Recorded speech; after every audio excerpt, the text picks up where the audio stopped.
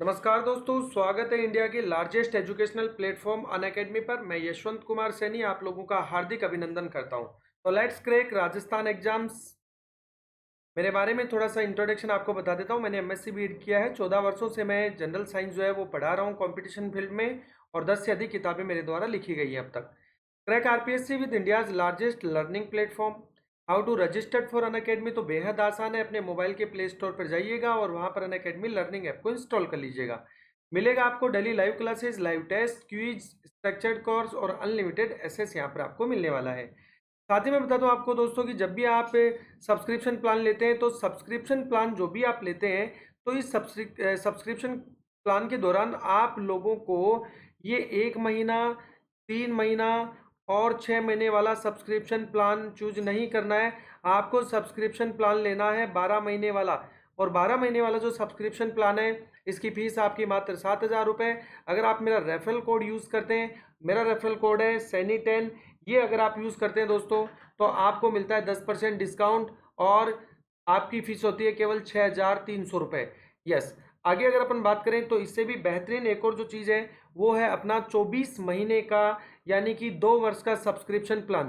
2 वर्ष के subscription plan की फीस आपकी महज 8,400 रुपये। और अगर आप यूज़ करते हैं मेरा रेफरल कोड सैनी10, तो आपको मिलता है दोस्तों 10% डिस्काउंट, यानी फी हो गई आपकी 7,560 रुपये, जो कि बहुत ही नॉर्मल सी फीस है। और मैं बता दूं, वैसे भी आरपीएससी के जितने भी एग्जाम है आज तक, उनको कंडक्ट होने में लगभग 1 से 2 वर्ष का समय लग ही जाता है। तो आप हमेशा कम से कम 12 महीने या 24 महीने वाला सब्सक्रिप्शन प्लान लें दोस्तों, ताकि आप एग्जाम से पहले बार बार इनको देख सकें, बार बार आप अपनी तैयारी कर सकें, और एक मजबूत प्रिपरेशन के साथ आप एग्जाम में पहुंच सकें। दोस्तों आज का अपना टॉपिक है डब्ल्यूबीसी। और इससे पहले वाली क्लास में हम बात कर रहे थे रक्त के संगठन की। तो रक्त के संगठन में हमने ये पढ़ा था कि रक्त में कौन कौन से पदार्थ पाए जाते हैं। तो रक्त के संगठन में हमने देखा कि 4 प्रकार के पदार्थ रक्त के संगठन में होते हैं, जिनमें एक का नाम आरबीसी था, इसके बारे में हम पढ़ चुके हैं। एक थी दोस्तों अपनी डब्ल्यूबीसी, एक है प्लेटलेट्स, और एक है प्लाज्मा। ये 4 प्रकार के पदार्थ हमारे रक्त में पाए जाते हैं। ये चारों प्रकार के पदार्थ मिलकर के और हमारे ब्लड का फॉर्मेशन करते हैं, निर्माण करते हैं, जिसमें एक के बारे में अपन पढ़ चुके हैं, और वो है अपना आरबीसी। आज अपन पढ़ेंगे डब्ल्यूबीसी के बारे में। तो सबसे पहले ही शुरुआत करते हैं कि डब्ल्यूबीसी, तो डब्ल्यूबीसी का पूरा नाम जो है वो है दोस्तों white blood cell. White blood cell, WBC का पूरा नाम व्हाइट ब्लड सेल है। और जो सेल होती है उनको हम कहते हैं कोशिका। क्या कहते हैं? सेल को कहते हैं कोशिका। दोस्तों देखिए, हमने जब आरबीसी का पूरा नाम पढ़ा था, तो वहां अपन ने कहा था कॉर्प सेल। तो कॉर्प सेल और सेल दोनों ही कोशिका होती हैं, लेकिन इनमें अंतर क्या है? तो जिनको हम सेल कहते हैं उनमें न्यूक्लियस प्रेजेंट होता है, यानी केंद्रक पाया जाता है। तो यहाँ से बात क्लियर हो रही है कि डब्ल्यूबीसी जो होती हैं, इनके अंदर न्यूक्लियस प्रेजेंट होता है, केंद्रक पाया जाता है, ये केंद्रक युक्त कोशिकाएं होती है। तो पूरा नाम हो गया व्हाइट ब्लड सेल। प्रतिशत की यदि हम बात करें दोस्तों, तो हमारा जो शरीर में कुल रक्त जितना है, हमारे कुल ब्लड का 1%, हमारे कुल ब्लड का कितना, 1% जो भाग है, 1% जो पोर्शन है, वो किसका है? वो है डब्ल्यूबीसी का। Okay, yes. खोजकर्ता की बात करें तो डब्ल्यूबीसी के खोजकर्ता है गैम रियल गैम। खोजकर्ता वैज्ञानिक का नाम है गैम रियल एंड गैम रियल। यस। तो गैम रियल एंड रियल नामक जो साइंटिस्ट थे, इन्होंने सबसे पहले डब्ल्यूबीसी की खोज की।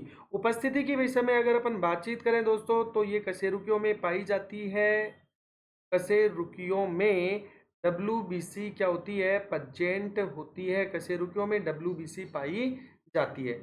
आगे चलते हैं, अपन बात करते हैं केंद्रक के विषय में। तो डब्ल्यूबीसी जो होती है, इनमें न्यूक्लियस प्रेजेंट होता है, केंद्रक पाया जाता है। तो हम सबसे पहली बात कहेंगे कि न्यूक्लियस प्रेजेंट, डब्ल्यूबीसी में केंद्रक पाया जाता है। और जिन कोशिकाओं में केंद्रक पाया जाता है, उन्हें हम कहते हैं वास्तविक कोशिका। क्या कहते हैं दोस्तों? वास्तविक कोशिका कहते हैं, रियल सेल कहते हैं। तो डब्ल्यूबीसी को हम कहेंगे वास्तविक कोशिका। डब्ल्यूबीसी वास्तविक कोशिका। जो वास्तविक कोशिका होती है, इनकी विशेषता ये होती है कि इनके अंदर पाया जाता है माइटोकॉन्ड्रिया। क्या पाया जाता है? माइटोकॉन्ड्रिया। तो डब्ल्यूबीसी में माइटोकॉन्ड्रिया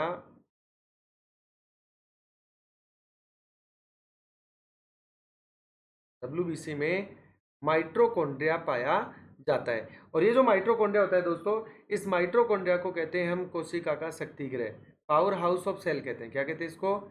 इसको कहते हैं पावर हाउस ऑफ सेल। कोशिका का शक्ति गृह जो होता है माइटोकॉन्ड्रिया होता है, और ये पाया जाता है उन कोशिकाओं में जिनमें न्यूक्लियस प्रेजेंट होता है। आकृति की अगर अपन बात करें तो डब्ल्यूबीसी की जो आकृति होती है, ये डब्ल्यूबीसी की आकृति होती है दोस्तों शक्तिनुमा। कैसी होती है?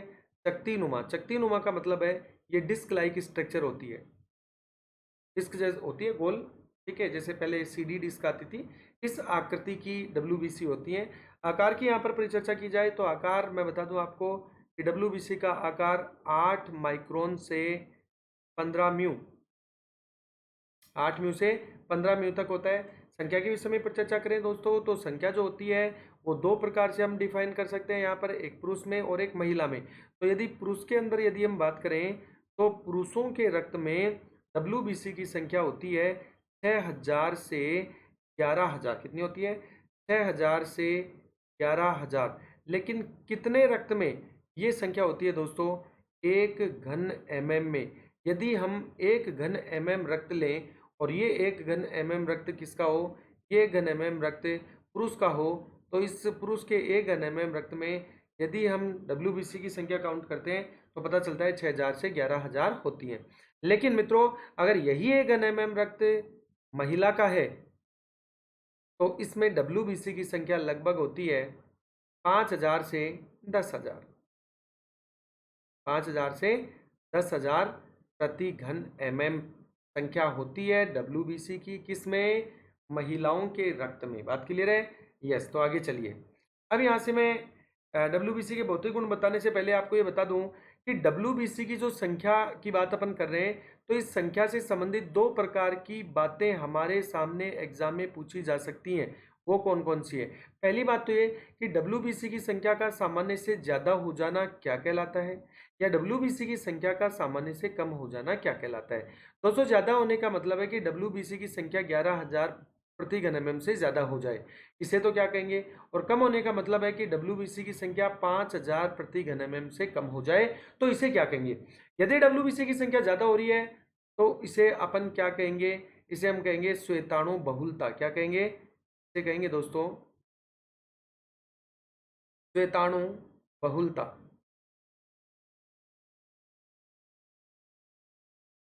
श्वेताणु बहुलता कहेंगे। और यदि डब्ल्यूबीसी की संख्या की कमी होती है तो डब्ल्यूबीसी की संख्या की कमी होने को हम कहते हैं श्वेताणु न्यूनता। क्या कहते हैं दोस्तों? श्वेताणु न्यूनता। नाम से स्पष्ट है, बहुलता यानी अधिक होना और न्यूनता यानी कमी से मतलब है। यस। तो डब्ल्यूबीसी की संख्या का सामान्य से ज्यादा होना श्वेताणु बहुलता कहलाता है। इस श्वेताणु बहुलता को कहते हैं ल्यूकेमिया। क्या कहते हैं? ल्यूकेमिया कहते हैं, ल्यूकेमिया। और ये जो ल्यूकेमिया होता है दोस्तों, ये ल्यूकेमिया ही होता है ब्लड कैंसर। क्या होता है? ल्यूकेमिया ही ब्लड कैंसर होता है। तो अगर आपसे प्रश्न पूछा जाए कि ब्लड कैंसर क्या होता है तो हम कहेंगे ल्यूकेमिया। या आपसे प्रश्न पूछे कि ब्लड कैंसर में होता क्या है तो हम समझाएंगे कि डब्ल्यूबीसी की संख्या क्या हो जाती है? इंक्रीज हो जाती है, डब्ल्यूबीसी की संख्या बढ़ जाती है।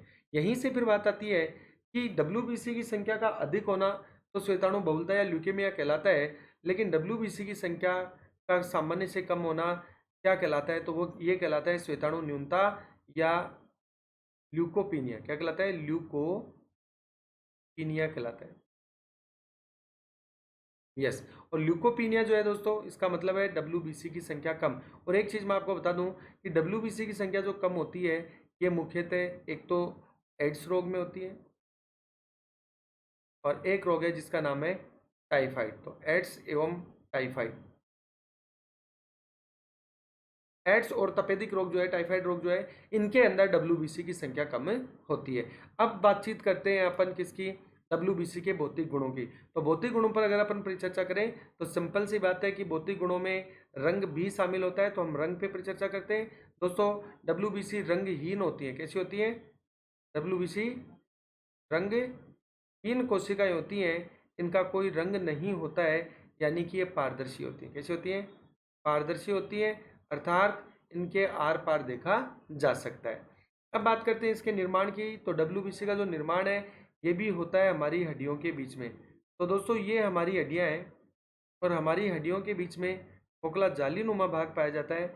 और मैं पहले भी बता चुका हूँ, इस खोखले जालीनुमा भाग को हम क्या कहते हैं? इस खोखले जालीनुमा भाग को हम अस्थि मज्जा कहते हैं। क्या कहते हैं? अस्थि मज्जा।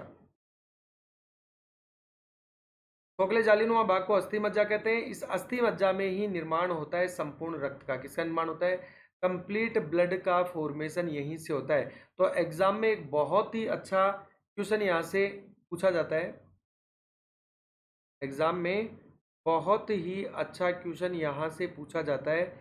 और ये क्वेश्चन क्या है देखिएगा। पहले मैं एक बार इसको थोड़ा ठीक कर देता हूँ, उसके बाद में देखते हैं। यस, क्वेश्चन कुछ इस तरीके से पूछा जाता है कि सर्वाधिक रुधिरोत्पादन कहाँ होता है? प्रश्न क्या पूछा? सर्वाधिक रुधिरोत्पादन, यानी हमारे शरीर में रक्त का निर्माण होता है। तो ये रक्त का निर्माण जो है वो होता क्या है? तो मैक्सिमम जो ब्लड फॉर्मेशन होता है दोस्तों, मैक्सिमम रक्त का निर्माण जो होता है वो कहाँ होता है? अस्थि मज्जा में होता है। प्रश्न यहीं से दूसरा कि रक्त का सर्वाधिक उत्पादन कहाँ होता है? अगर आपको सर्वाधिक उत्पादन की बात पूछे तो सर्वाधिक का मतलब वो किसी अंग का नाम पूछना चाह रहा है। तो रक्त का सर्वाधिक निर्माण जो है वो होता है फीमर में। किस में होता है? फीमर में। फीमर को कहते हैं जंघास्थि। क्या कहते हैं दोस्तों? जंघास्थि। फीमर जो होती है, हमारी जंघा जो होती है, इसकी हड्डी सबसे बड़ी होती है। और हड्डी सबसे बड़ी है, हड्डी सबसे बड़ी होती है और हड्डी सबसे बड़ी है, यही कारण है कि इसमें क्या ज़्यादा होगा?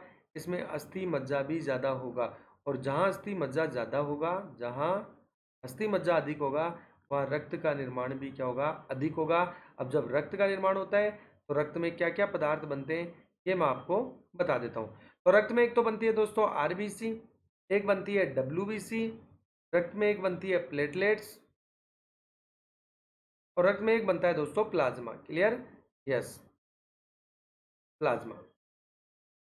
ये पदार्थ रक्त के अंदर पाए जाते हैं। तो निर्माण की प्रक्रिया के विषय में अगर आपसे बातचीत पूछे तो आप सीधे और सीधे जवाब देना दोस्तों कि डब्ल्यूबीसी का निर्माण भी अस्थि मज्जा में होता है। कहाँ होता है? अस्थि मज्जा में होता है। नेक्स्ट आगे अपन बात करें कि डब्ल्यूबीसी का जीवन काल। तो डब्ल्यूबीसी का जो जीवन काल है ये होता है लगभग 3 से 10 दिन। डब्ल्यूबीसी का जीवन काल कितना होता है? डब्ल्यूबीसी का जीवन काल लगभग 3 से 10 दिन होता है, 10 डेज होता है। क्लियर? यस। अब हम इसके प्रकारों की बात करेंगे। तो इसके प्रकारों की बात करें तो सबसे पहले अपने सामने आती है ग्रेन्युलोसाइट। कौन आती है? ग्रेन्युलोसाइट। डब्ल्यूबीसी का पहला प्रकार है ग्रेन्युलोसाइट। और ग्रेन्युलोसाइट को हम हिंदी में कहते हैं दोस्तों कणिकामय श्वेत रक्त कणिकाएं। क्या कहते हैं? कणिकामय श्वेत रक्त कणिकाएं कहते हैं। और ये ग्रेन्युलोसाइट भी 3 प्रकार की होती हैं, जिनमें पहला जो टाइप है ग्रेनुलोसाइट का वो है इयोसिनोफिल।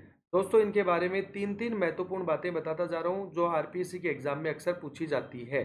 पहली बात तो यही आपसे पूछ लेता है कि इयोसिनोफिल जो है, ये इयोसिनोफिल डब्ल्यूबीसी का कौन सा टाइप है? तो पहला टाइप है जिसका नाम है ग्रेनुलोसाइट। इयोसिनोफिल का जीवन काल कितना होता है? तो इसका जीवन काल आप बताना 8 से 12 दिन। कितना होता है दोस्तों? 8 से 12 दिन होता है इयोसिनोफिल का जीवन काल। आगे बात आती है कि इनकी संख्या बढ़ती है। तो संख्या जो बढ़ती है इयोसिनोफिल कोशिकाओं की वो बढ़ती है एलर्जी में। किसमें बढ़ती है? एलर्जी में बढ़ती है। एलर्जी क्या है? एलर्जी है अति संवेदनशीलता और हिस्टामिन निर्माण की मात्रा अधिक होती है। ठीक है, इयोसिनोफिल में हिस्टामिन जो पदार्थ है, हिस्टामिन, ये हिस्टामिन पदार्थ पाया जाता है और वो भी सबसे ज़्यादा मात्रा में। तो इयोसिनोफिल में हिस्टामिन मैक्सिमम मात्रा में पाया जाता है। ठीक है, ये एलर्जी के दौरान जो है वो अपने फंक्शन करता है। दूसरे प्रकार की ग्रेनुलोसाइट है वो है बेसोफिल। बेसोफिल के जीवन काल पे अगर अपन प्रकाश डालें दोस्तों तो बेसोफिल जो कोशिकाएं होती हैं, ये बेसोफिल का जीवन काल, ये जो बेसोफिल होती हैं इनका जीवन काल होता है 12 से 15 दिन। कितना होता है? 12 से 15 दिन। यस। तो बेसोफिल का जीवन काल 12 से 15 दिन होता है और ये हिपेरिन का निर्माण करती है। किसका निर्माण करती है? हिपेरिन। तो निर्माण करती है बेसोफिल किसका? हिपेरिन का निर्माण करती है। हिपेरिन कैसा पदार्थ है? सबको पता है कि यह एंटी कोएगुलेंट है। क्या है दोस्तों? एंटी कोएगुलेंट है। एंटी कोएगुलेंट का मतलब होता है कि ये रक्त को जमने नहीं देता है। कौन? हिपेरिन रक्त को जमने नहीं देता है और स्मॉल पॉक्स में इसकी संख्या जो है वो बढ़ जाती है। अगर आपसे कहे कि इसकी संख्या बढ़ती है तो वो बढ़ती है स्मॉल पॉक्स के दौरान। स्मॉल पॉक्स, ठीक है। स्मॉल पॉक्स के दौरान जो है इसकी संख्या बढ़ जाती है और स्मॉल पॉक्स को हम कहते हैं छोटी माता, ठीक है। यस। तो स्मॉल पॉक्स के दौरान इसकी संख्या बढ़ जाती है। और एक और अगर आपसे पूछे यहाँ तो चिकन पॉक्स और कर देना। चिकन पॉक्स, चिकन पॉक्स के दौरान भी इनकी संख्या बढ़ जाती है और मुख्यतः चिकन पॉक्स के दौरान ही सबसे ज़्यादा बढ़ती है। अगर दोनों आपको ऑप्शन में दिया वो हो तो आप सही जवाब करना चिकन पॉक्स, कि बेसोफिल की संख्या सबसे ज़्यादा बढ़ती है किसमें? तो चिकन पॉक्स रोग के दौरान बढ़ती है। यस। तीसरी जो कोशिकाएं हैं दोस्तों ग्रेनुलोसाइट में वो है न्यूट्रोफिल्स। कौन सी है? न्यूट्रोफिल्स। और इन न्यूट्रोफिल्स का जो जीवन काल होता है वो होता है 2 से 4 दिन। कितना होता है? 2 से 4 दिन होता है। और ये हमारी सुरक्षा करती है दोस्तों रोगाणु से। किससे करती है? रोगाणुओं से। रोगाणुओं से सुरक्षा करने का कार्य न्यूट्रोफिल्स का है। तो सबसे पहले अपने बात की आरबीसी के प्रकार की। तो आरबीसी में 2 प्रकार होते हैं, ग्रेनुलोसाइट, दूसरा एग्रेनुलोसाइट। हमने ग्रेनुलोसाइट में बात की तो ग्रेनुलोसाइट जो है इसे कहते हैं कणिका में श्वेत रक्त कणिकाएं। ये 3 प्रकार की होती है, इओसिनोफिल, बेसोफिल, न्यूट्रोफिल्स। इओसिनोफिल का जीवन काल 8 से 12 दिन। संख्या बढ़ती है एलर्जी में। हिस्टामिन जो है उसका निर्माण अधिकतम होता है इओसिनोफिल में। बेसोफिल का जीवन काल 12 से 15 दिन। निर्माण हिपेरिन का करती है और ये हिपेरिन एंटीकोएगुलेंट पदार्थ है। और ध्यान रहे संख्या बढ़ती है चिकन पॉक्स में सबसे ज्यादा बेसोफिल की। तीसरा है न्यूट्रोफिल्स। न्यूट्रोफिल्स जो है वो जीवन काल जो होता है इनका ये है 2 से 4 दिन और ये रोगाणुओं से लड़ने का कार्य करती हैं। अब बात आती है डब्ल्यूबीसी के टाइप सेकंड की। तो डब्ल्यूबीसी के टाइप सेकंड की बात करें तो टाइप सेकंड का नाम है दोस्तों एग्रेनुलोसाइट। क्या नाम है? एग्रेनुलोसाइट, यानी कणिका विहीन श्वेत रक्त कणिकाएं। कणिका विहीन श्वेत रक्त कणिकाएं होती हैं। अब देखो कणिका विहीन होती है यानी इनमें कणिकाएं नहीं पाई जाती हैं तो ये एग्रेनुलोसाइट कहलाती हैं। ये 2 प्रकार की होती हैं, लिम्फोसाइट और दूसरी होती है अपनी कौन सी? मोनोसाइट। लिम्फोसाइट की विशेषता है कि इनके अंदर जो केंद्रक पाया जाता है ये केंद्रक बड़ा होता है। इसके अंदर जो केंद्रक पाया जाता है ये केंद्रक कैसा होता है? ये केंद्रक होता है दोस्तों बड़ा। केंद्रक बड़ा होता है। लिम्फोसाइट में केंद्रक बड़ा होता है। इनका कार्य जो है वो है बीटा और गामा, बीटा और गामा ग्लोब्यूलिन, बीटा और गामा ग्लोब्यूलिन का निर्माण करना कार्य होता है किसका? लिम्फोसाइट का। किसका होता है? लिम्फोसाइट का होता है। कुकर खांसी के दौरान इनकी संख्या बढ़ती है। कुकर खांसी के दौरान लिम्फोसाइट की संख्या बढ़ जाती है, ध्यान रखना। यस। तो किस रोग के दौरान लिम्फोसाइट की संख्या बढ़ती है? कुकर खांसी के दौरान। सेकंड जो है ये है अपनी मोनोसाइट। कौन सी है? मोनोसाइट। तो एग्रेनुलोसाइट का सेकंड जो पार्ट है वो है मोनोसाइट। मोनोसाइट में भी केंद्रक पाया जाता है लेकिन बड़ा होता है। खास बात किडनी शेप्ड होता है, वृक्काकार होता है। कैसा होता है? वृक्काकार होता है, वृक्क के आकार का होता है। मैं बता दूं आपको कि इन मोनोसाइट को अपमार्जक भी कहते हैं। क्या कहते हैं दोस्तों? अपमार्जक। अपमार्जक क्यों कहते हैं? क्योंकि अपमार्जक जो है ये एक लैटिन भाषा का शब्द है। कौन सी भाषा का शब्द है? लैटिन भाषा का शब्द है। और इस अपमार्जक का अर्थ होता है स्वच्छ करने वाला। क्या होता है? अपमार्जक का अर्थ होता है स्वच्छ करने वाला, टू बी वाइप क्लीन, अर्थात स्वच्छ करने वाला। यस। तो हमने कहा कि मोनोसाइट जो कोशिकाएं होती हैं उन्हें अपमार्जक भी कहते हैं। क्यों कहते हैं? क्योंकि ये शरीर में अन्य जो मृत कोशिकाएं होती हैं उन मृत कोशिकाओं का यानी मृत सेल का निस्तारण करने का कार्य करती हैं। मृत सेल का क्या करती हैं? निस्तारण। ठीक है, जितने भी शरीर में मृत सेल है उनका निस्तारण का कार्य जो है वो मोनोसाइट का होता है। किसका होता है? मोनोसाइट का होता है। दोस्तों मैं बता दूं, आपसे अगर प्रश्न पूछे कि इनकी संख्या बढ़ती है किस रोग में, तो मोनोसाइट की संख्या बढ़ती है तपेदिक में। किस में बढ़ती है? तपेदिक रोग में बढ़ती है। तपेदिक तपेदिक रोग में मोनोसाइट की संख्या बढ़ जाती है। तो सेकंड टाइप की अपन ने बात की। पहला टाइप था डब्ल्यूबीसी का, ग्रेन्युलोसाइट। दूसरा टाइप है एग्रेनुलोसाइट। एग्रेनुलोसाइट के दो प्रकार हैं, लिम्फोसाइट, मोनोसाइट। लिम्फोसाइट में केंद्रक बड़ा होता है, बीटा और गामा ग्लोबुलिन का निर्माण करती हैं और कुकर खांसी में संख्या इनकी बढ़ जाती है। मोनोसाइट में हमने बात की कि केंद्रक बड़ा होता है, वृक्काकार होता है और इन्हें अपमार्जक भी कहते हैं, क्योंकि अपमार्जक लैटिन भाषा का शब्द है जिसका अर्थ है स्वच्छ करने वाला। और अपमार्जक इसलिए कहते हैं मोनोसाइट को क्योंकि ये शरीर में अन्य जो मृत सेल होती है उनके निस्तारण का कार्य करती है और तपेदिक में मोनोसाइट की संख्या बढ़ जाती है। यस, नाउ अब हम बात करते हैं अगले पदार्थ की। अगला जो पदार्थ है वो है अपना प्लेटलेट्स। क्या है दोस्तों? प्लेटलेट्स। सबसे पहले आरबीसी पढ़ा, फिर डब्ल्यूबीसी पढ़ा, अब अपना तीसरा पोर्शन आ गया है कौन? प्लेटलेट्स। यस, तो सबसे पहली बात है नाम। ठीक है, कि प्लेटलेट्स का नाम क्या है? तो प्लेटलेट्स को हम थ्रोम्बोसाइट भी कहते हैं। क्या कहते हैं? थ्रोम्बोसाइट। दोस्तों ध्यान रखना, मैं फैक्ट लगा के यहां बता देता हूं। प्लेटलेट्स को थ्रोम्बोसाइट कहते हैं, इसका मतलब आरबीसी को भी कुछ ना कुछ कहते हैं। तो आरबीसी को कहते हैं दोस्तों इरिथ्रोसाइट। क्या कहते हैं? इरिथ्रोसाइट कहते हैं। यहीं से प्रश्न उठता है कि आरबीसी को इरिथ्रोसाइट कहते हैं, प्लेटलेट्स को थ्रोम्बोसाइट कहते हैं, तो फिर डब्ल्यूबीसी को क्या कहते हैं? तो डब्ल्यूबीसी कोशिका को ल्यूकोसाइट कहते हैं। क्या कहते हैं? ल्यूकोसाइट। Okay, yes. तो प्लेटलेट्स को थ्रोम्बोसाइट, आरबीसी को इरिथ्रोसाइट और डब्ल्यूबीसी को ल्यूकोसाइट कहते हैं। आगे बात करते हैं आकृति की।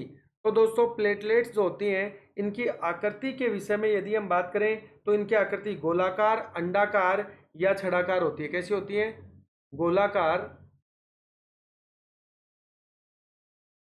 आकृति होती है प्लेटलेट्स की, गोलाकार, अंडाकार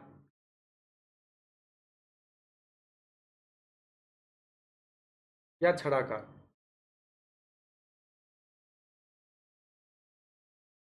गोलाकार, अंडाकार या छड़ाकार आकृति होती है प्लेटलेट्स की। यस, आकृति। ठीक है, अब अगर हम बात करें इसकी किसकी साइज की, यदि हम बात करें तो 2 से 3 साइज की हम बात करें दोस्तों, आकार की बात करें तो आकार जो होता है ये आकार है प्लेटलेट्स का 2 माइक्रोन से यानी म्यू से 3 म्यू, 2 म्यू से 3 म्यू आकार होता है प्लेटलेट्स का। संख्या के विषय में परिचर्चा अगर अपन करें तो संख्या की बात मैं बता देता हूँ कि चाहे पुरुष हो चाहे महिला हो, प्लेटलेट्स की संख्या 2,40,000 से 4 लाख तक होती है। कितने रक्त में? तो ध्यान रखना, प्रति घन mm में। प्रति घन mm का मतलब क्या है? 1 घन mm के अंदर। यहाँ पर m का मतलब है मिली। m का मतलब क्या है दोस्तों? मिली। और दूसरे m का मतलब है मीटर। तो मतलब क्या हो गया? 1 घन मिलीमीटर रक्त। यदि हम 1 घन मिलीमीटर रक्त लें और 1 घन मिलीमीटर रक्त में प्लेटलेट्स की संख्या काउंट करें यंत्रों की सहायता से, तो वो होती है प्लेटलेट्स की संख्या 2.40 लाख से 4 लाख। केंद्रक के विषय में परिचर्चा करें तो मैं आपको बता दूं कि प्लेटलेट्स के अंदर केंद्रक अनुपस्थित होता है। प्लेटलेट्स में केंद्रक क्या होता है? अनुपस्थित। और जिन कोशिकाओं में केंद्रक नहीं पाया जाता वो कहलाती हैं कैसी कोशिकाएं? अवास्तविक कोशिकाएं। कैसी कैसी कोशिकाएं कहलाती हैं? अवास्तविक कोशिकाएं कहलाती हैं। और अवास्तविक कोशिकाओं में अनुपस्थित होता है माइटोकॉन्ड्रिया। कौन अनुपस्थित होता है? माइटोकॉन्ड्रिया अनुपस्थित होता है। क्लियर? तो आरबीसी भी केंद्रक विहीन है और प्लेटलेट्स भी केंद्रक विहीन है। इसका मतलब ये भी नॉन रियल सेल है। ठीक है, तो केवल वास्तविक या रियल कोशिका में एक ही नाम आता है, कौन? डब्ल्यूबीसी। कौन आता है? डब्ल्यूबीसी। निर्माण की बात करें तो निर्माण, चूंकि प्लेटलेट्स भी रक्त का भाग है और संपूर्ण रक्त का निर्माण कहाँ हो रहा है? बोन मैरो में। बोन मैरो में, अस्थि मज्जा में हो रहा है। तो अस्थि मज्जा के अंदर, किसके अंदर दोस्तों? अस्थि मज्जा के अंदर, अस्थि मज्जा के अंदर प्लेटलेट्स का निर्माण होता है।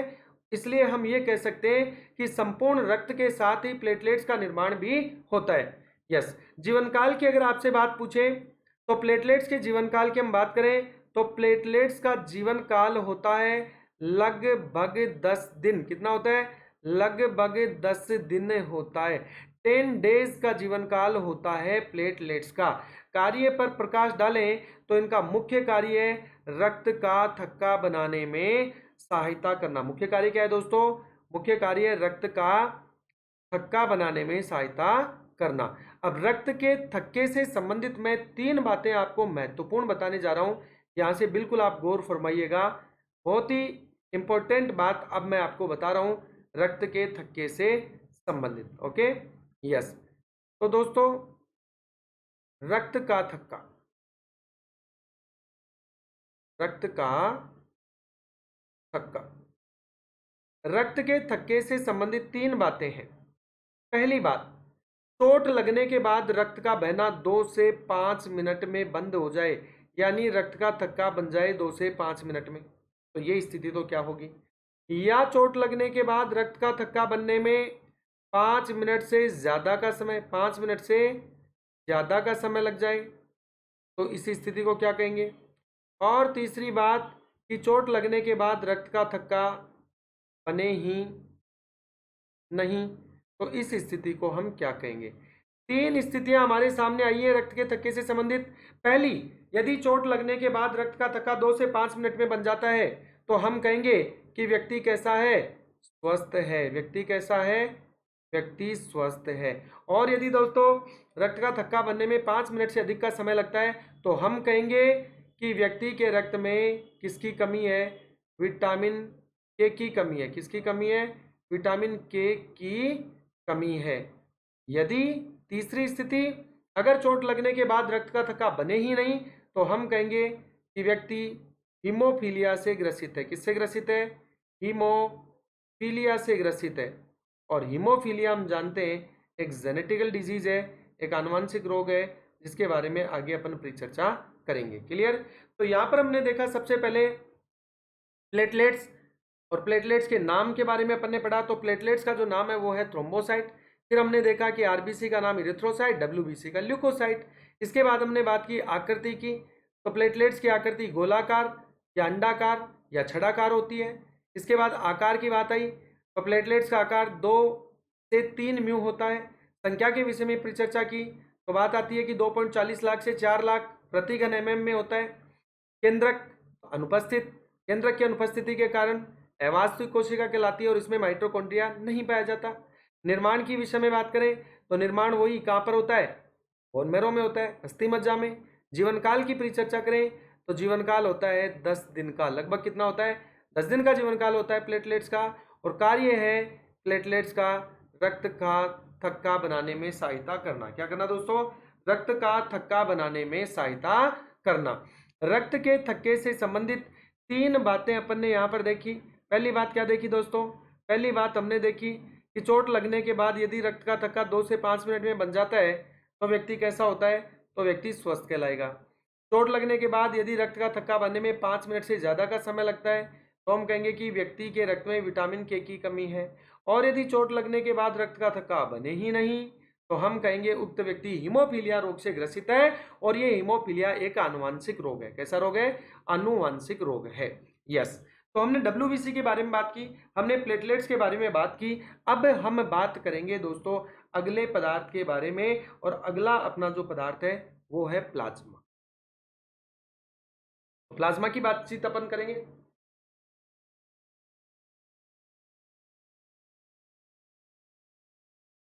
सबसे पहली बात आती है कि प्लाज्मा है क्या चीज? तो दोस्तों प्लाज्मा जो है वो रक्त में पाए जाने वाला एक तरल पदार्थ है। कैसा पदार्थ है? रक्त में पाए जाने वाला एक तरल पदार्थ है। कौन? प्लाज्मा, तरल पदार्थ। Okay, yes. इस तरल पदार्थ के सबसे पहले रंग के बारे में बात करें तो इसका रंग होता है हल्का पीला। कैसा होता है? हल्का पीला। प्लाज्मा का कलर हल्का पीला होता है, यानी ये हल्के पीले रंग का होता है। प्रकृति के बारे में बात करें तो प्लाज्मा की प्रकृति होती है दोस्तों दुर्बल क्षारीय। कैसी होती है? दुर्बल क्षारीय प्रकृति। प्लाज्मा की प्रकृति दुर्बल क्षारीय होती है।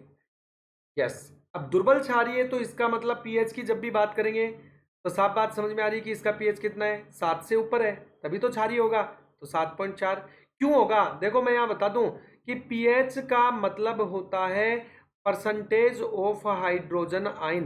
परसेंटेज ऑफ हाइड्रोजन आयन, या इसी को हम कह सकते हैं पोटेंशियल। क्या कह सकते हैं? Potential of hydrogen ion. क्या कह सकते हैं दोस्तों?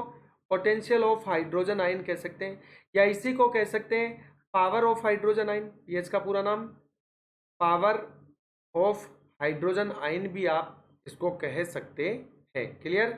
इस पीएच के विषय में जो खोज करने वाले वैज्ञानिक थे वो थे सोरेनसन। कौन थे? सोरेनसन। मैं आपको केमिस्ट्री में ये टॉपिक पूरा कराऊंगा। Yes, Sorensen. सोरेनसन नामक वैज्ञानिक ने सबसे पहले पीएच की क्या की? खोज की। दोस्तों ये पीएच जो होती है, इस पीएच को मापने के लिए एक स्केल काम में लेते हैं जिसे पीएच स्केल कहते हैं। क्या कहते हैं? पीएच स्केल कहते हैं, पीएच मापक्रम कहते हैं। यस। और पीएच जो है वो अगर 7 से कम होती है तो अम्लीय, और 7 से ज़्यादा होती है तो क्षारीय, और यदि फिक्स 7 होती है पीएच तो उसे हम उदासीन कहते हैं। तो यहाँ हमने देखा कि प्लाज्मा की पीएच कितनी है? 7.4 है, यानी 7 से ऊपर है तो ये क्षारीय कैटेगरी में चला गया, लेकिन कुछ ही अंश गया है, 0.4 ही क्षारीयता में गया है, इसलिए इसको हम दुर्बल क्षारीय प्रकृति का कहते हैं। अवस्था की बात करें, लेकिन अवस्था की बात करने से पहले एक और बहुत ही महत्वपूर्ण फैक्ट मैं आपको यहाँ बताने जा रहा हूँ। आपसे प्रश्न पूछ लेता है कई बार कि रक्त जो है, इस रक्त की पीएच कितनी होती है? प्रश्न क्या किया आपसे? आपसे प्रश्न पूछा ब्लड की पीएच मान कितनी है, तो रक्त की पीएच मान आप जवाब देते हैं 7.4। बिल्कुल सही जवाब है आपका, रक्त की पीएच 7.4 ही होती है। लेकिन एग्जामिनर का क्वेश्चन क्या है, जरा सुनिएगा, गौर फरमाइएगा कि प्रश्न पूछा है कि रक्त की पीएच का मान 7.4 होता है, किसके कारण? प्रश्न ये है पूरा कि रक्त की पीएच का मान 7.4 होता है, लेकिन ये किसके कारण होता है? तो दोस्तों रक्त की पीएच का जो कारण है वो कौन है? प्लाज्मा। इसका मतलब हकीकत में ये 7.4 पीएच प्लाज्मा की होती है। तो प्लाज्मा के कारण ही, किसके कारण ही? प्लाज्मा के कारण ही किसकी पीएच होती है? प्लाज्मा के कारण ही रक्त की पीएच होती है। अवस्था की बात करते हैं दोस्तों। अवस्था के विषय में अगर अपन बात करें तो प्लाज्मा की अवस्था है लिक्विड। लिक्विड को हम कह सकते हैं तरल। कैसी अवस्था? तरल। अब बात आती है कि साहब ये तरल क्यों है? इसका मतलब इसके अंदर जल की मात्रा ज्यादा पाई जाती है, और वास्तव में जब देखा गया तो संगठन में पता चला कि प्लाज्मा में 90% मात्रा में जल पाया जाता है। 90% मात्रा में क्या पाया जाता है? जल पाया जाता है। और जिस पदार्थ में 90% मात्रा में जल पाया जाता है तो हम समझ सकते हैं कि उस पदार्थ की अवस्था तरल ही होगी। यहीं से एक और फैक्चुअल क्वेश्चन बनता है। प्रश्न ये बनता है, सिमिलर प्रश्न, कि रक्त की पीएच के बाद रक्त की अवस्था, ये तो मैं बता चुका हूं, रक्त की अवस्था। तो रक्त की अवस्था कैसी? तो दोस्तों रक्त की जो अवस्था होती है, ये रक्त की अवस्था होती है तरल। कैसी होती है? तरल। लेकिन प्रश्न कुछ यूं है कि रक्त की अवस्था तरल होती है किसके कारण से? तो रक्त की तरल अवस्था भी प्लाज्मा के कारण से होती है। दो बातें महत्वपूर्ण याद रखना, रक्त का पीएच मान किसके कारण होता है? प्लाज्मा के कारण। रक्त की तरल अवस्था किसके कारण होती है? प्लाज्मा के कारण। अब यदि हम प्रतिशत की बात करें तो मित्रों बता दूं आपको कि हमारा जो कुल रक्त होता है, इस कुल रक्त में लगभग 55% भाग किसका होता है? 55% भाग प्लाज्मा का होता है। किसका होता है दोस्तों? 55% भाग प्लाज्मा का होता है। क्लियर? यस। तो शेष 45% में कौन होता है? बता चुका हूं मैं पिछली क्लासों में, कणिकाएं होती हैं। कार्य पर प्रकाश डालते हैं। प्लाज्मा का यदि हम कार्य देखें तो प्लाज्मा का जो कार्य है वो बहुत ही महत्वपूर्ण कार्य है, और वो है परिवहन करना। किसका परिवहन करना? तो आप कहेंगे साहब O2 CO2 का। बिल्कुल कह सकते हो, क्योंकि प्लाज्मा के अंदर ही कौन घुला हुआ है? आरबीसी, और आरबीसी के अंदर हीमोग्लोबिन है। तो लगभग जो रक्त के कार्य हैं वो सारे प्लाज्मा के कार्य है। तो ये प्लाज्मा जो है सबसे पहला और महत्वपूर्ण कार्य आप ये ध्यान रखो कि इसका मुख्य कार्य रक्त को तरल अवस्था प्रदान करना। क्या करना? तरल अवस्था प्रदान करना। और तरल अवस्था जब प्रदान की जाती है, तरल अवस्था प्रदान करना, तरल अवस्था जब इसके द्वारा रक्त को प्रदान की जाती है तो रक्त हमारे शरीर में सभी कोशिकाओं में क्या कर सकता है? परिसंचरण कर सकता है, प्रवाहित हो सकता है। ठीक है, तो प्लाज्मा का सबसे अच्छा कार्य हो गया रक्त को तरल अवस्था प्रदान करना। संग्रहण की बात करें तो चूंकि प्लाज्मा ब्लड का भाग है, इसलिए इसका जब भी कलेक्शन करेंगे, संग्रहण करेंगे, तो कहाँ पर करेंगे? जाहिर सी बात है कि ब्लड बैंक में करेंगे। लेकिन जब भी हम इसका संग्रहण ब्लड बैंक में करते हैं प्लाज्मा का, तो पहले इसके अंदर से जो 90% वाटर है दोस्तों, 90% जो H2O जल है, इसको हमें क्या करना पड़ता है? एग्जिट करना पड़ता है, बाहर निकालना पड़ता है। और हम जानते हैं कि जब किसी पदार्थ का 90% भाग पानी और उसे एग्जिट कर दिया जाए, पानी को बाहर निकाल दिया जाए, तो वह शेष बचा हुआ पदार्थ किस रूप में आ जाएगा? वह पाउडर के रूप में आ जाएगा। किस रूप में? पाउडर के रूप में आ जाता है। तो कई बार प्रश्न पूछा जाता है कि प्लाज्मा का जो संग्रहण किया जाता है वो किस रूप में किया जाता है? तो ये किया जाता है पाउडर के रूप में। किस रूप में? पाउडर के रूप में। जब हमें इस प्लाज्मा को किसी रोगी को देना होता है दोस्तों, तो इसमें वापस 90% क्या मिलाया जाता है? इसमें वापस 90% मात्रा में जल मिलाया जाता है और इसको पूर्वावस्था में लाया जाता है, और पूर्वावस्था में लाने के बाद ही इसे रोगी को चढ़ाया जाता है। ये बात ध्यान रखना। क्लियर?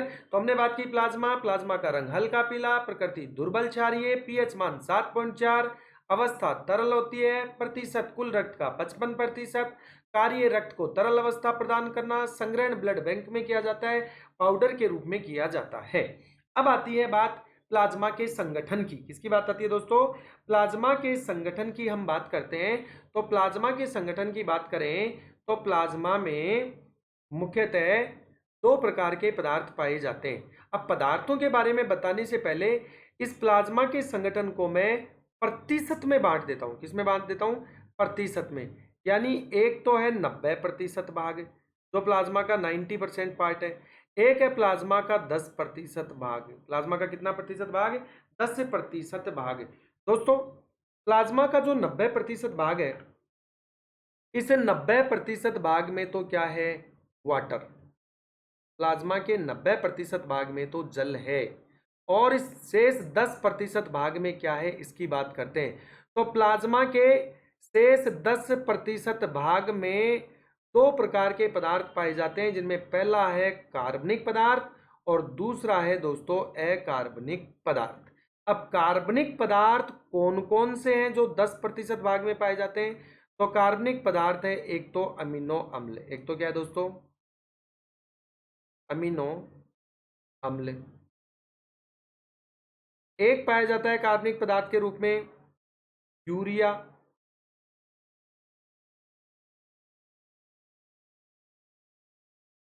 यूरिया पाया जाता है। एक पाया जाता है कार्बनिक पदार्थ के रूप में कौन?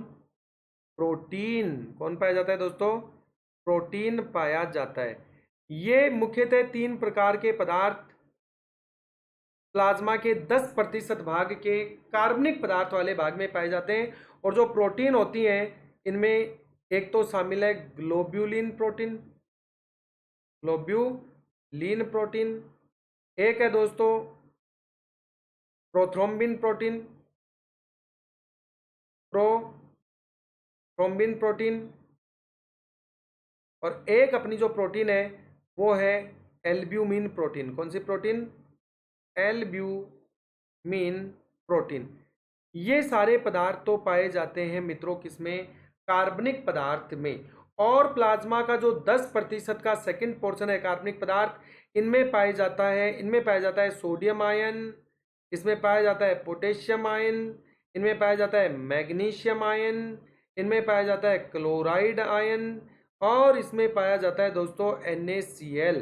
मैं बता दूं आपको कि प्लाज्मा के 10% भाग में जो अकार्बनिक भाग है, 10% भाग का जो अकार्बनिक पदार्थ वाला पार्ट है, इसमें सबसे ज्यादा मात्रा में पाया जाता है NaCl।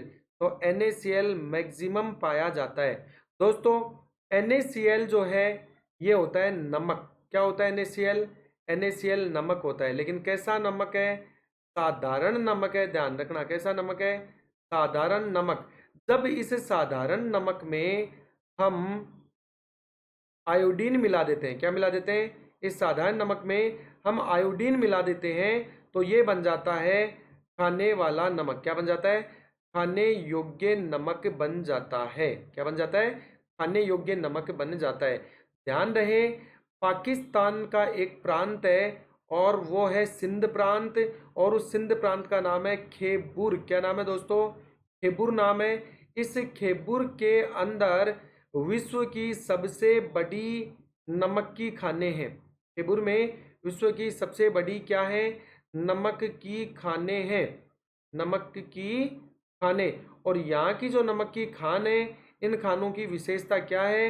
इन खानों की विशेषता ये है कि इनसे प्राप्त होने वाला जो नमक है दोस्तों, ये नमक इस खान से, इन खानों से प्राप्त होने वाला जो नमक है वो 90% तक शुद्ध होता है। 90% तक क्या होता है? सेकंड दोस्तों, 90% तक शुद्ध होता है। ये बात ध्यान रखना। क्लियर? यस। तो बात की अपन ने किसकी? प्लाज्मा के संगठन की। किसकी बात की? प्लाज्मा के संगठन की बात की।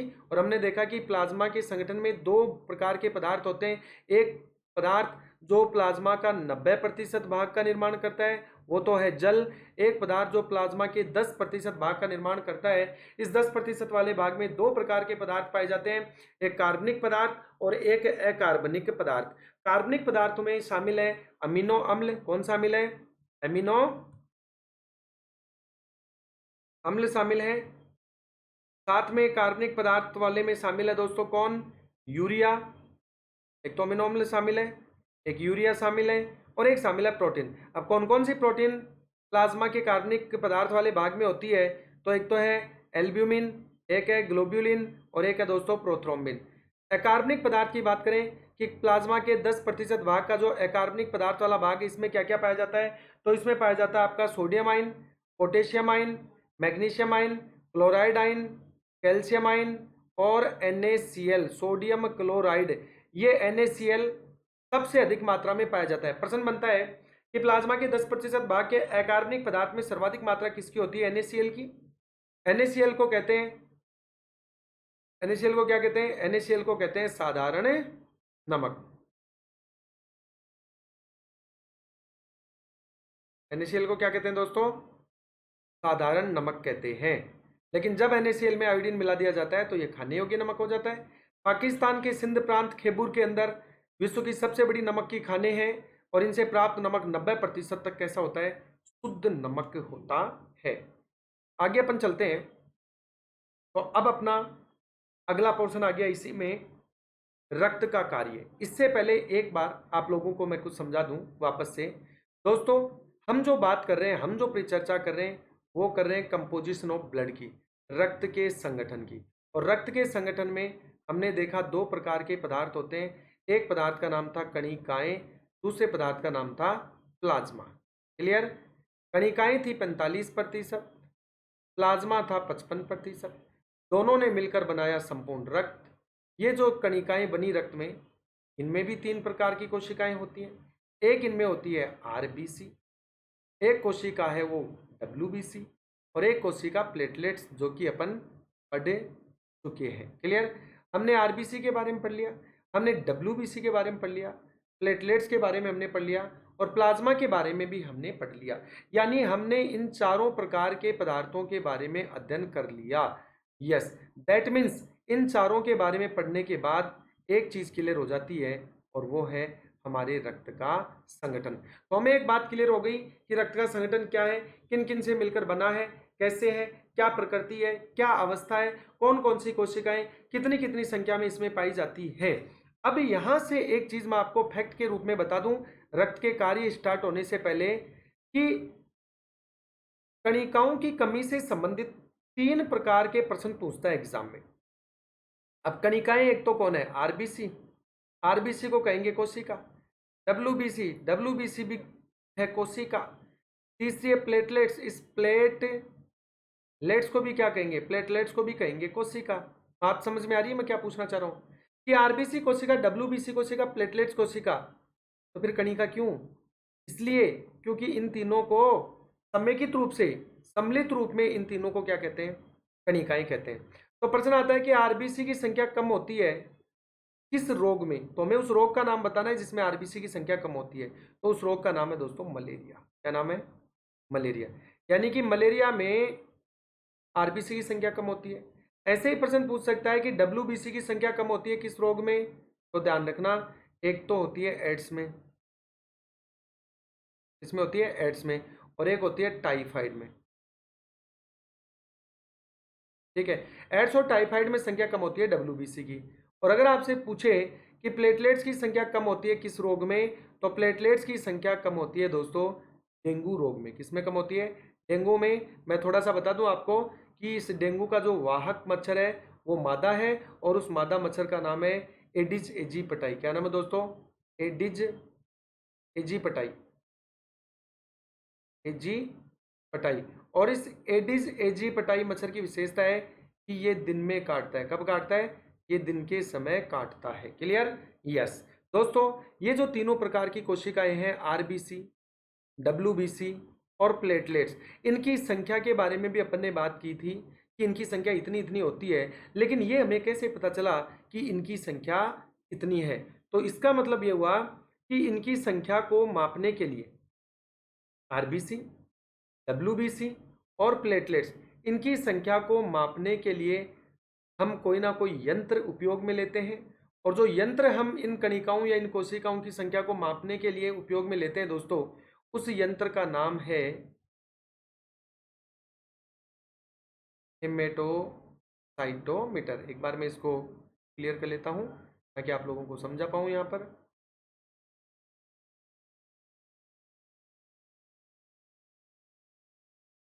यस, तो प्रश्न क्या था मेरा? फिर से सुनिए कि आरबीसी, डब्ल्यूबीसी और प्लेटलेट्स की संख्या को मापने वाला यंत्र, आरबीसी, डब्ल्यूबीसी और प्लेटलेट्स की संख्या को मापने वाला यंत्र।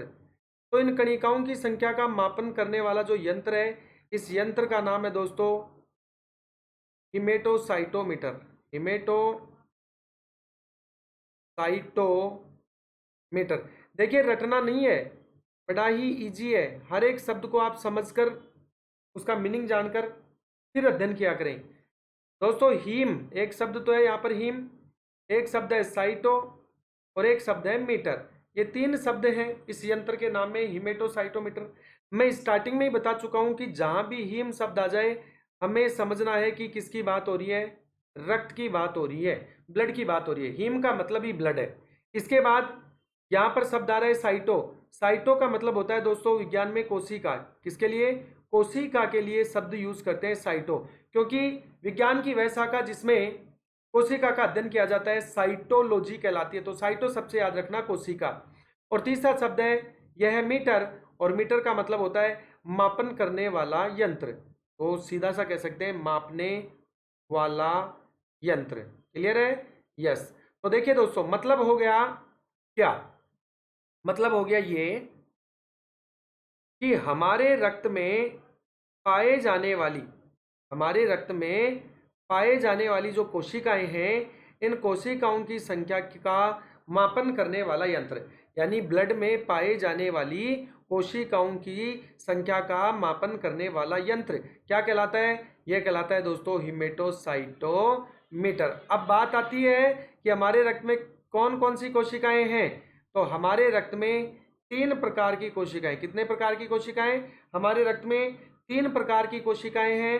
पहली आरबीसी, दूसरी कोशिका डब्ल्यूबीसी और तीसरी कोशिका दोस्तों प्लेटलेट्स। कौन सी है? प्लेटलेट्स। तो अब अगर आपसे प्रश्न पूछे कि आरबीसी की संख्या को मापने वाला यंत्र, तो भी जवाब देंगे हिमेटोसाइटोमीटर। आपसे प्रश्न पूछे डब्ल्यूबीसी की संख्या को मापने वाला यंत्र, तो भी जवाब आएगा हिमेटोसाइटोमीटर। आपसे प्रश्न पूछे प्लेटलेट्स की संख्या को मापने वाला यंत्र, तो भी जवाब होगा हमारा हिमेटोसाइटोमीटर। इतनी बात आप लोगों को क्लियर मेरे हिसाब से हो गई होगी। तो अब मैं आगे रक्त के कार्य पर परिचर्चा कर लेता हूं। Okay, yes. तो दोस्तों, रक्त के कार्यों पर परिचर्चा करते हैं। तो रक्त का पहला जो कार्य है वो क्या है, देखिएगा, रक्त का पहला कार्य है गैसों का परिवहन करना। क्या करना? गैसों का परिवहन करना। ओके,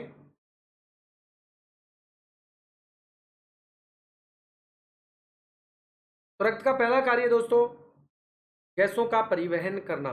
कौन कौन सी गैसों का परिवहन करता है? तो रक्त O2 एंड CO2, O2 और CO2 का परिवहन करता है। कौन? रक्त। दूसरा कार्य रोगों से प्रतिरक्षा। रोगों से क्या करना? प्रतिरक्षा। हमारा रक्त हमें रोग प्रतिरोधक क्षमता यानी इम्यून सिस्टम, इम्यूनिटी प्रदान करता है। दोस्तों बता दूं आपको, इम्यूनिटी प्रदान करने में सबसे महत्वपूर्ण जो योगदान होता है वो कौन सी कोशिका का होता है? तो सबको पता है कि WBC कोशिका का होता है। क्योंकि WBC कोशिका रोगाणु से लड़ने का काम करती हैं, इसलिए इनको संज्ञा दी जाती है हमारे सैनिक के, हमारे शरीर के सैनिक की। प्रश्न पूछ लेता है ये कई बार कि हमारे शरीर के सैनिक की संज्ञा किस कोशिका को दी गई है? तो WBC कोशिका को दी गई है। और चूंकि ये सैनिक है तो सैनिकों को हमेशा लड़ाई करने से पहले क्या चाहिए? प्रशिक्षण चाहिए। तो दैट मीन्स WBC कोशिका को भी प्रशिक्षण की आवश्यकता होती है, और WBC कोशिकाओं को हमारे शरीर में प्रशिक्षण मिलता है थाइमस ग्रंथि में। कौन सी ग्रंथि में? थाइमस ग्रंथि में। ये थाइमस ग्रंथि हमारे हृदय के आगे की ओर होती है, और इस थाइमस ग्रंथि में इस WBC को प्रशिक्षण के दौरान सिखाया जाता है पहचान करना। क्या सिखाया जाता है? पहचान करना सिखाया जाता है। क्या पहचान करना सिखाया जाता है? कि हमारे शरीर में जो पदार्थ बाहर से आ रहे हैं, ये पदार्थ हमारे शरीर के लिए लाभदायक है या हानिकारक है। अगर लाभदायक है तो मारना नहीं है, और हानिकारक है तो छोड़ना नहीं है। ये बात पहचान के रूप में थाइमस ग्रंथि में WBC को सिखाई जाती है। क्योंकि WBC जब भी हमारे शरीर में कोई भी रोगाणु या रोगजनक या पैथोजन जब हमारे शरीर पर अटैक करता है, तो सबसे पहले हमारे शरीर की सुरक्षा, सबसे पहले हमारे शरीर की जो सुरक्षा का कार्य है,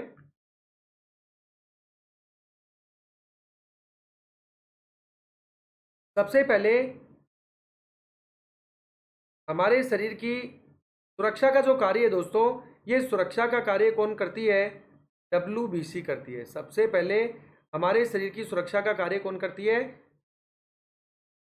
WBC। इस कारण इस WBC को हमारे शरीर की सुरक्षा की प्रथम पंक्ति कहते हैं। प्रश्न आएगा, शरीर की सुरक्षा की प्रथम पंक्ति बोले तो first line of defence. First line of defence. तो हमारे शरीर की फर्स्ट लाइन ऑफ डिफेंस कौन है? WBC। कौन है मित्रों? WBC है। जैसे भारत पर कोई भी आक्रमण हो तो सबसे पहले हमारी BSF हमारी सुरक्षा करती है, इसलिए हमारी आर्मी को हम सुरक्षा की प्रथम पंक्ति कहते हैं। ठीक इसी प्रकार से हमारे शरीर में जब भी कोई रोगाणु अटैक करते हैं तो सबसे पहले हमारे शरीर की सुरक्षा WBC करती है, इसलिए WBC को हमारे शरीर की सुरक्षा की प्रथम पंक्ति कहते हैं। रक्त का अगला कार्य घावों को भरना। नेक्स्ट है पोषक पदार्थों का वहन करना। जितने भी पोषक पदार्थ हैं वो रक्त के माध्यम से ही एक कोशिका से दूसरी कोशिका तक या टारगेट सेल्स तक पहुंचते हैं। अगली बात, दैहिक ताप का नियंत्रण करना। मैं बता दूं, सामान्यतः हमारे शरीर के तापमान का जो नियंत्रण है, तो पहली बात तो ये आती है कि शरीर का तापमान कितना है, तो वो है 37 डिग्री सेंटीग्रेड। फ़ारेनहाइट में अगर आपसे पूछे तो 98.6 फ़ारेनहाइट। बता दूं दोस्तों, हमारे शरीर का तापमान हमेशा समान होता है, इसलिए मनुष्य समतापी जीव है। कैसा जीव है? समतापी जीव है। और हमारे शरीर के तापमान का नियंत्रण करने का कार्य हमारे मस्तिष्क में पाए जाने वाला हाइपोथैलेमस है। हाइपोथैलेमस कौन है? हाइपोथैलेमस है। लेकिन सामान्यतः रक्त के यानी हमारे शरीर के, रक्त बोला मैंने, देह की बात कर रहा हूं। सामान्यतः हमारे देह के ताप के नियंत्रण में योगदान कौन भी करता है? रक्त भी करता है। क्लियर? इसलिए हम कहते हैं कि दैहिक ताप के नियंत्रण में भी रक्त का कार्य होता है। अगली बात आती है पीएच की। तो पीएच के विषय में मैं पहले ही बता चुका हूं आपको कि रक्त की जो पीएच होती है, ये रक्त का पीएच मान 7.4 है, और ये 7.4 पीएच होती है किसके कारण? प्लाज्मा के कारण। किसके कारण होती है? प्लाज्मा के कारण रक्त की पीएच 7.4 होती है, और ये होती है दुर्बल क्षार। प्रकृति कैसी है ये? दुर्बल क्षार। बता दूं आपको कि रक्त की पीएच का मान कभी चेंज नहीं होता। रक्त की पीएच का मान कभी चेंज नहीं होता, नो चेंज। और वे पदार्थ जिनकी पीएच का मान कभी चेंज नहीं होता है वे पदार्थ कहलाते हैं बफर। तो शानदार प्रश्न आपको परीक्षा में यहां से पूछा जा सकता है कि निम्न में से कौन एक बफर का उदाहरण है। तो दोस्तों बफर का उदाहरण है रक्त। क्यों है? क्योंकि बफर विलयन ऐसे विलयन होते हैं जिनकी पीएच का मान कभी चेंज नहीं होता। तो रक्त ऐसा पदार्थ है जिसकी पीएच का मान कभी चेंज नहीं होता है, इस कारण रक्त को हम बफर विलयन कहते हैं। क्या कहते हैं दोस्तों? रक्त को बफर विलयन कहते हैं। नेक्स्ट, अगला कार्य स्कंदन, कोएगुलेशन। तो रक्त के अंदर जो है प्लेटलेट्स पाई जाती हैं। क्या पाई जाती हैं? प्लेटलेट्स पाई जाती हैं। ये प्लेटलेट्स कोशिकाएं जो होती हैं ये रक्त का थक्का बनाने में या रक्त के स्कंदन में सहायता करती हैं। तो चूंकि प्लेटलेट्स रक्त में पाई जाती है तो ये रक्त का कार्य हो गया। इसके अलावा अगला जो कार्य है वो है लस्सी का निर्माण। क्या है दोस्तों? लस्सी का निर्माण। तो बात की अपन ने रक्त के कार्यों की, जिसमें पहला था गैसों का परिवहन, रोगों से प्रतिरक्षा, घावों को भरना, पोषक पदार्थों का वहन करना, दैहिक ताप का नियंत्रण करना, पीएच का नियमन करना और स्कंदन में सहायता करना और लस्सी का निर्माण में सहायता करना। ये सारे के सारे फंक्शन है दोस्तों रक्त के। तो इसी के साथ आज हमारा कंप्लीट हो गया है डब्ल्यूबीसी, प्लेटलेट्स, प्लाज्मा और रक्त के कार्य। क्लियर दोस्तों? यहां से एग्जाम में बहुत ही प्रश्न पूछे जाते हैं क्योंकि ये जो यूनिट मैंने अभी प्रारंभ की है, पहली यूनिट अपनी ह्यूमन बॉडी की सर्कुलेटरी सिस्टम, ये बहुत ही महत्वपूर्ण है। राजस्थान की जितनी भी भर्तियां हैं, पटवार, पुलिस, रीट वगैरह जितनी भी भर्तियां राजस्थान में होती हैं, इनके दृष्टिकोण से संबंधित ये यूनिट जो है वो बहुत ही इंपॉर्टेंट यूनिट है। यहाँ से एक दो क्वेश्चन हर बार एग्जामों में आज तक पूछा जाता रहे और आगे भी उम्मीद है कि यहाँ से प्रश्न निरंतरता में पूछे जाते रहेंगे। क्लियर? यस। तो थैंक यू दोस्तों। Let's crack Rajasthan exam. आपने जिन विद्यार्थियों ने अभी तक चैनल को सब्सक्राइब नहीं किया है वो चैनल को सब्सक्राइब कर लें। सब्सक्राइब करने के बाद बेल आइकन दबा लें, क्योंकि बेल आइकन दबाने से ऑल नोटिफिकेशन आप लोगों को मिलने वाले हैं, जिससे कोई भी नया नोटिफिकेशन, नई क्लास की इंफॉर्मेशन आप लोगों से दूर नहीं होगी, आप लोगों को रेगुलर मिलती रहेगी। एनी क्वेश्चन, अगर आपका कोई भी क्वेश्चन है तो आप मुझे कमेंट्स कर दीजिएगा। कमेंट सेक्शन में जाइए, कमेंट्स कीजिए। कोई भी प्रॉब्लम अगर आपको है या कोई भी क्वेश्चन आपका है या एनी क्यूरी आपकी कोई है तो आप कमेंट सेक्शन में जाके कमेंट्स कर सकते हैं। मैं आप लोगों को तुरंत इसका जवाब दे दूंगा। और साथ ही दोस्तों मैं आपको फिर याद दिला देना चाहता हूं कि जैसे ही आप अनअकैडमी पे आरपीएससी का सब्सक्रिप्शन प्लान ले रहे होते हैं तो उस समय आप मेरा रेफरल कोड, और रेफरल कोड मेरा क्या है देखिए लिखा हुआ है यहाँ ब्लैक कलर में, मेरा रेफरल कोड जो है वो है सैनी10। क्या है? सैनी10। ये जरूर यूज कीजिएगा और प्राप्त कीजिएगा 10% का शानदार डिस्काउंट। तो 10% डिस्काउंट के लिए मेरा रेफरल कोड सैनी10 जरूर उपयोग लें दोस्तों। यस, तो ये था दोस्तों आज का अपना सेशन। आज के लिए इतना काफी है। फिर मिलेंगे अगले सेशन में कल। तब तक के लिए धन्यवाद दोस्तों। बने रहिए, लाइक, शेयर एंड सब्सक्राइब करते रहिएगा। Thank you.